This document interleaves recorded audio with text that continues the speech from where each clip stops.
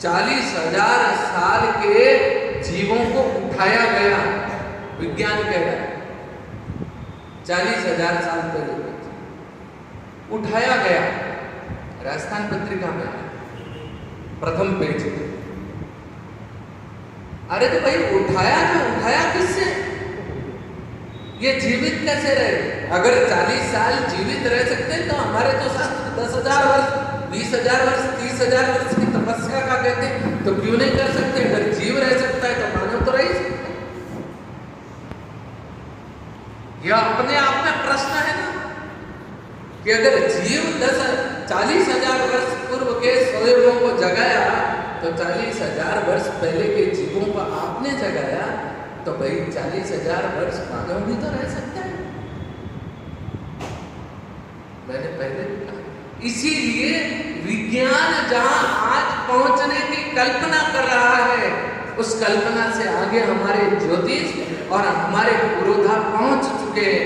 हमारे पास में इतना बृहद ज्ञान है, हमारे पूर्वज धनी रहे ज्ञान के विषय में।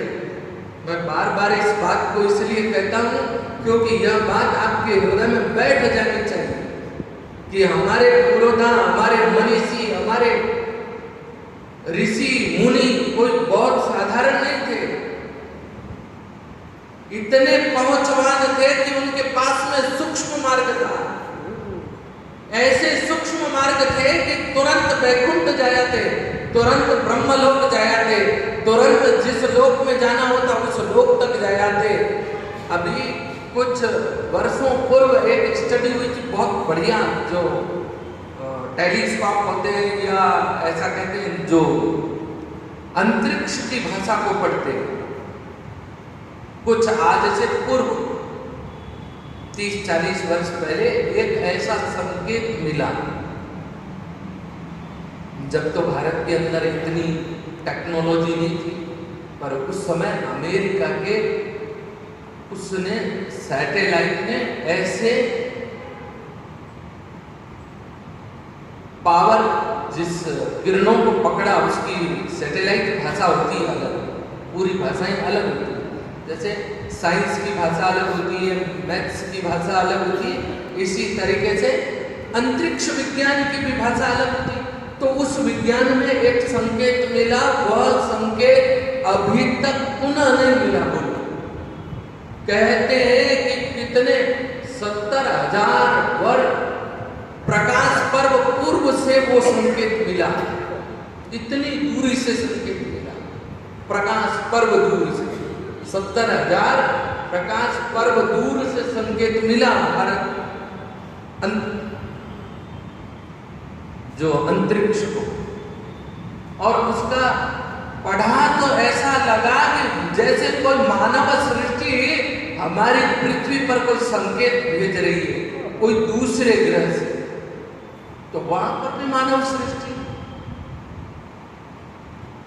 तो कहने का अर्थ है कि हमारे पूर्वजों ने, जैसे गर्ग संहिता को आपने सुना, पूर्व में आपको डॉक्टर साहब ने सुना, रामस्वरूप जी महाराज ने आपको गर्ग संहिता सुनाई थी, सुनाई गर्ग संहिता ही सुनाई थी या कुछ और सुनाया था?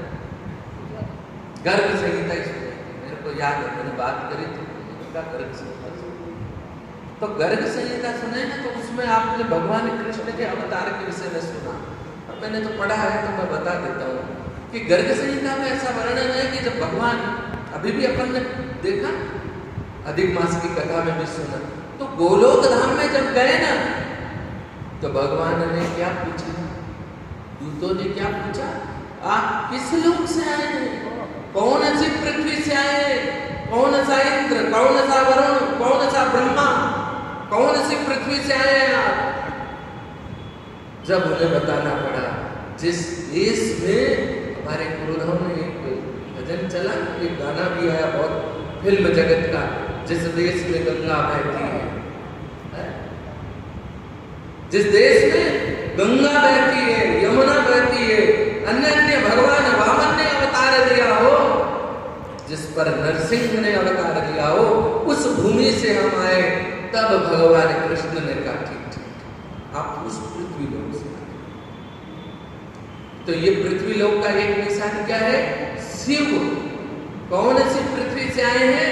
जिस पर भगवान शिव आदि अनादि महादेव निवास करते हैं, कैलाश की पृथ्वी से आए हैं। इस पृथ्वी मंडल का कैलाश पर्वत भी एक चिन्ह है।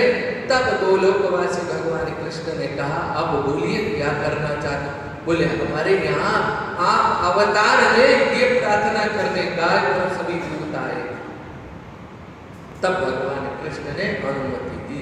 तो कहते ब्रज 84 मंडल भगवान गोलोक धाम से लेकर के आए, अयोध्या साकेत लोक से लेकर के आए भगवान श्री राम।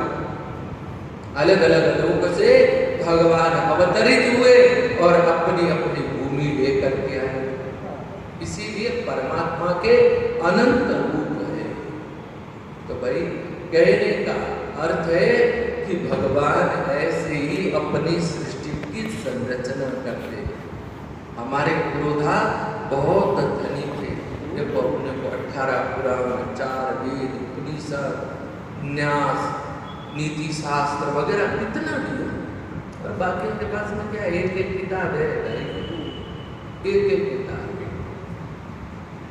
एक किताब से ज्यादा दूसरी किताब है नहीं उनके पास। उनको को दूसरी किताब दिखाओ, ये तो छोड़ो दूसरी दिखाओ, तो बोले दूसरी तो नहीं।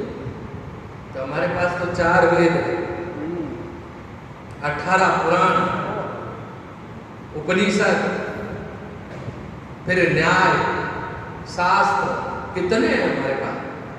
हमारे पुरोधा इतने मनीषी, इतने विद्वान कि उन्हें हमारी संस्कृति से ईर्ष्या हो गई, इसलिए हमारी संस्कृति को खंडित करने के लिए चले आए। संस्कृति को खंड खंड करने के लिए चले आए। फिर भी हमारी संस्कृति आज भी चिरकाल तक जीवित रहने के लिए तैयार है। हमने सबका सम्मान किया और सबको आदर किया, और आज हमारी संस्कृति विश्व की सबसे सुंदर संस्कृति है। हमारी संस्कृति कितनी सुंदर है। हमारे यहाँ शुद्ध भोजन करने की संस्कृति है। कोरोना के बाद में ऐसी स्टडी हुई है वापस से कि विश्व के अंदर भारतीय संस्कृति को मान्यता मिली है बहुत ज्यादा, भारतीय संस्कृति को। इसलिए अपनी संस्कृति पर गर्व कीजिए, अपनी संस्कृति पे अपने बच्चों को समझाइए कि हमारी संस्कृति श्रेष्ठ संस्कृति है। हमारी संस्कृति जैसी संस्कृति न भूतो न भविष्यति, यह सनातन संस्कृति है, और इस सनातन संस्कृति के हम केवल अनुयायी हैं। तो मार्कंडेय ऋषि को भगवान ये सारे क्रम दिखाते हैं, और फिर मार्कंडेय ऋषि को भगवान ने जब आया वापस समेट ली भगवान ने, तो वटस्य पत्रस्य पुटे शयानम्, भगवान वापस वही वटवृक्ष पर है, और मार्कंडेय ऋषि को प्रणाम करते हैं। मार्कंडेय ऋषि भगवान से कहते हैं प्रभु मेरे लायक आज्ञा। भगवान कहते हैं आप तप करो, और तप करने के लिए वह जल में ही वहां पर खड़े रहते हैं और वही तप करते भगवान, और वटवृक्ष वहां से अंतर ध्यान हो जाता है। मार्कंडेय ऋषि उन्हें प्रणाम करते हैं। और अब मधुकेटव, आपने नाम सुना हो, उनके वर्णन का अपन कल वर्णन करेंगे। मधुकेटव, मधु और केटव कैसे हुए, कौन थे, उनका कैसे उद्धार हुआ, वह सारा प्रसंग अपन कल सुनेंगे। आज मार्कंडेय ऋषि को नक्षत्र चंद्र अंदर उदर में भगवान जब विश्व शयन करते हैं तब उदर के अंदर क्या होता है वो सारी परिक्रमा दिखाई। तो भाई अपने संस्कृति के विषय में भी अपन जानते रहे थोड़े थोड़े। तो भगवान के अनंत अनंत नाम है, उनकी अनंत अनंत कृपा है। अधिक मास के इस पावन कथा प्रसंग